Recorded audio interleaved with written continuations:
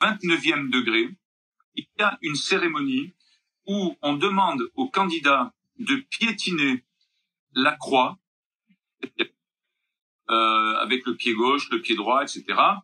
Et ensuite, on passe devant lui une image de Baphomet. Alors, l'image de Baphomet, je vais vous la montrer très rapidement.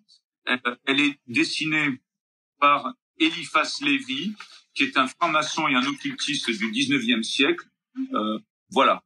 Donc, cette image est montrée au candidat au 29e degré et on lui demande donc de glorifier, cette créature luciférienne, satanique même.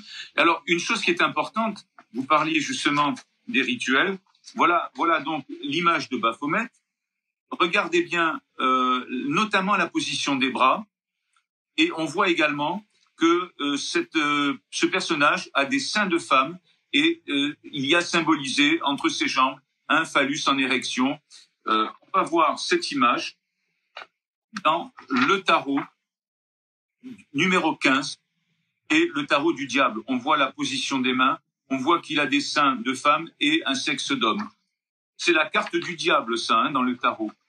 Il y a des textes maçonniques que je peux citer, qui font de l'être parfait un être androgyne, c'est-à-dire un homme et une femme en même temps.